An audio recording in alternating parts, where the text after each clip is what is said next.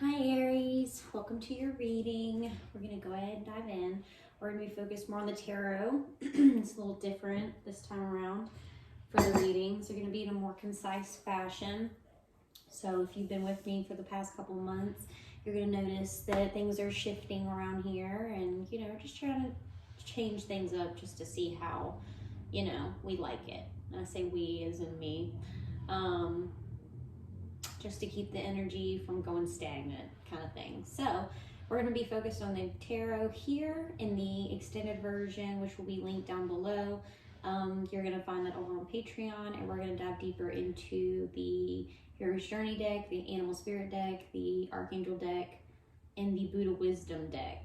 And I just love how the story continues to unfold over there. So if you are interested in joining us, it's only $5 a month, no subscription involved with that, so that's always fun.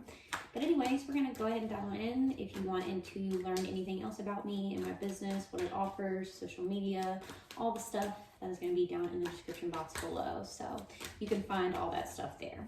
But we can go ahead and get started, Aries. Hope you've been well.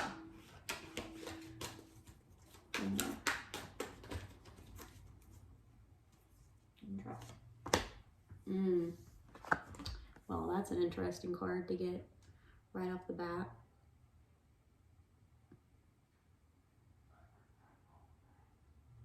So this Three of Swords energy, actually I'm just going to set this right here.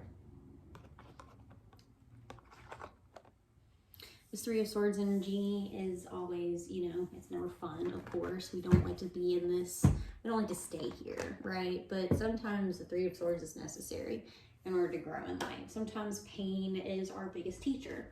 So the Three of Swords, this can be past heartache, current heartache. There's something around heartache that is, heavily influencing you in your life right now and what is playing out and how you perceive life. And it's distorting you in a way that just doesn't feel natural. And you feel off, but you just don't know why.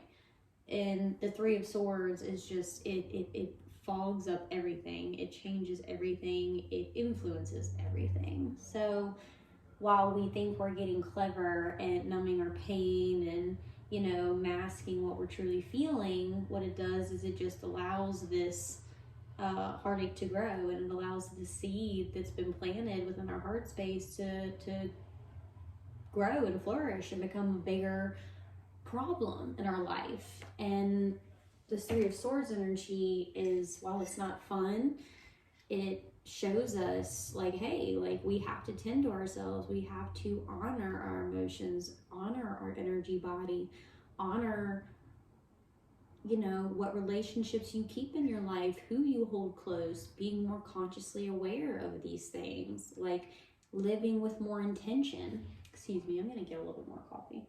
Or I'm going to drink some coffee, excuse me.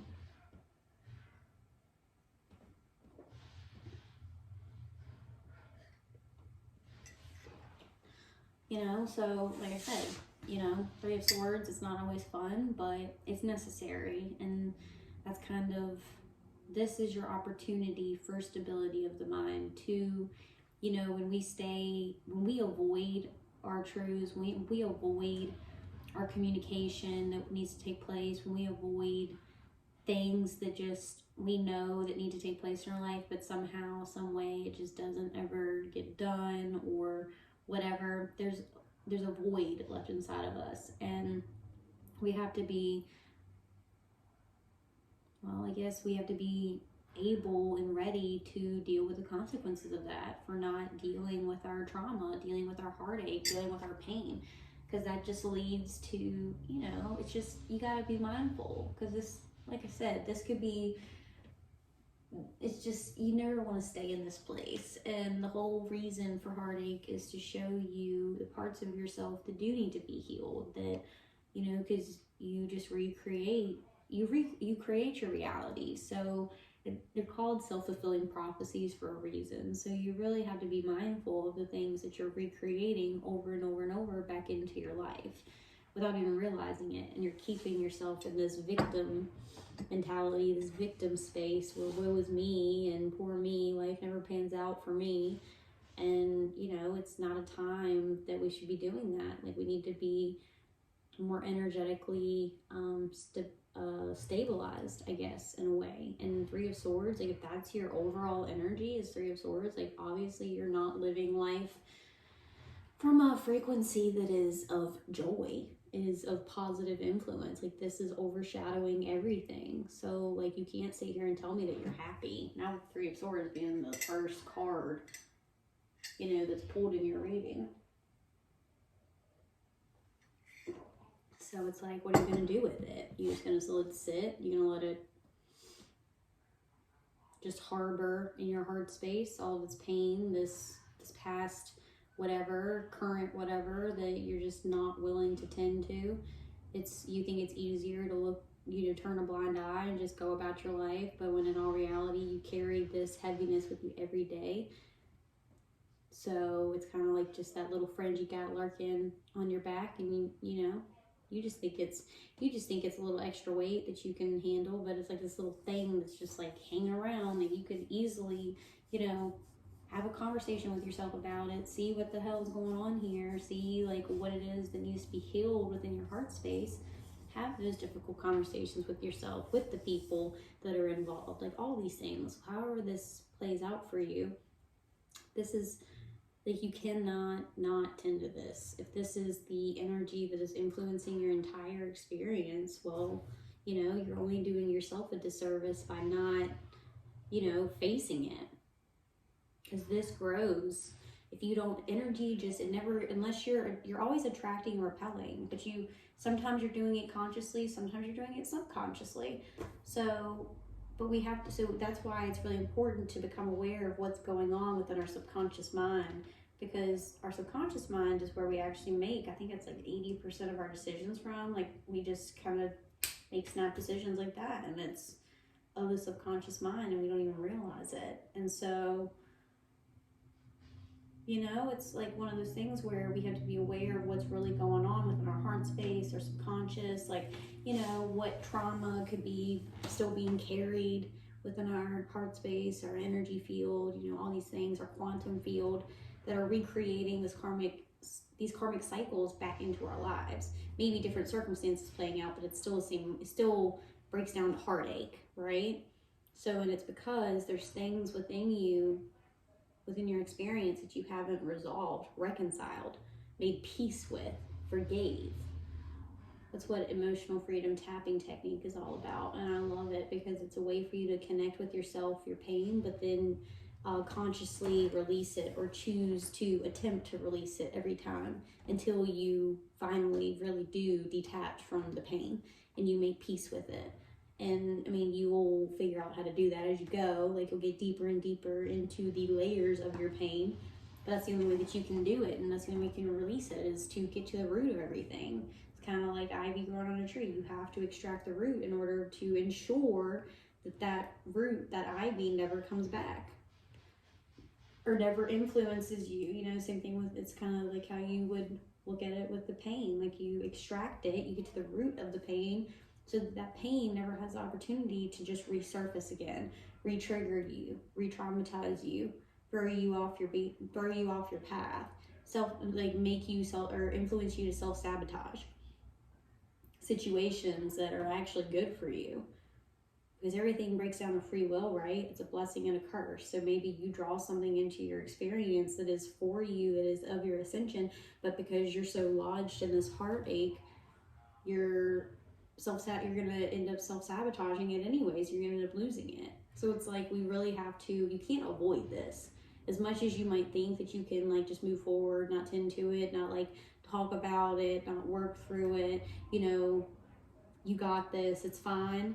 You need to work through this, because it's debilitating in a way, because you're not able to expand when you are overshadowed in this energy. So that's mostly what I'm feeling, honestly. But let's see, where are we at? We have 10 minutes. Okay. I was like, I am babbling. But honestly, that's what I'm feeling of Three of Swords. It's just, you can't avoid these truths within you. If it's influencing everything, then it has to be reconciled. It's like almost turning into a non-negotiable for you, right? Because you see now that if you don't, that it's just gonna continue to take up space in your heart. It's gonna take up space in your quantum field. It's gonna continue to recreate that same type of pain back into your life, back into your experience, because everything is energy. Your emotions that you choose to attach to, that emotion has a frequency that it emits. So then therefore things that are of that same frequency start to come to you. So the longer you stay on a certain frequency, the more you attract things of that same frequency to you, right? So that's where this whole quantum level of, I guess you want to say, manipulating your experience, your reality. That's why you have to be more aware of what's going on. You can't, play, ignorance can only get us but so far. While, they say ignorance is bliss, I really don't think so. Yeah, it might suck to know the truth sometimes, but it's empowering because you can now know how to move forward properly with being informed and having all the information that you need in order to move forward. And this is information about yourself that maybe you have been able to, put on the back burner for some time. Maybe you've forgotten because life just gets so busy, and we just get, even when we experience something traumatizing, we get sucked right back into the responsibilities of life. Like, a lot of people don't take the time to really emotionally process trauma because they have responsibilities, bills to pay, things to tend to, whether you have children, family dynamic, whatever it is, you have responsibilities, right? So therefore you're sucked right into those responsibilities, and you don't really give yourself time to process. You don't really discern what's going on in your grieving stages. You don't, and therefore you miss out on an opportunity, because grieving, like loss and stuff, we learn a lot about ourselves when we experience loss of any kind, but the value that we place on things, on people. We become awakened to this new level of awareness that things, there's when things shift energetically, we feel it, we resonate with this, it influences us, it changes us. And so with this loss, with this trauma, with this heartache, with this pain, you really have to, if you're not the type to really sit with your feelings, well, I think you're doing yourself a disservice, because there's a lot of self-revelations that you have during this time. And yeah, as painful as it is to sit with the heartache, it is more empowering than it is disempowering.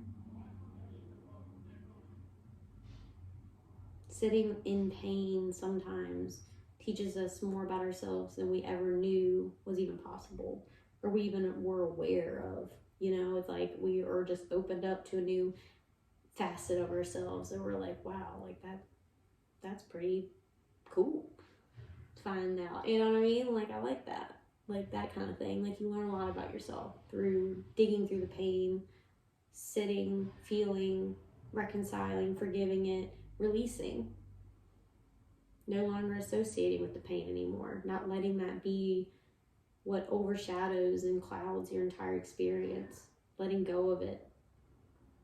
Maybe you've had betrayal in the past that has really caused trust issues in your life. Well, you kind of have to just retrain your mind to realize that, yeah, there are bad people out there. Of course there are bad people out there. There are people that are manipulative. There's, you see this kind of stuff. It's not like it's a secret. They make shows out of people manipulating and being awful.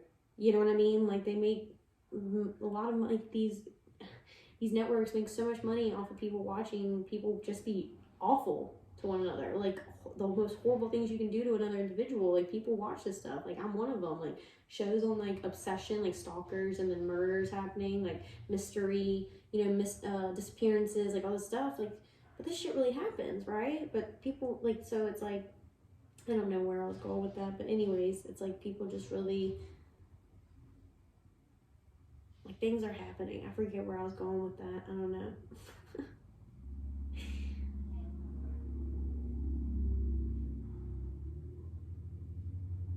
I forget.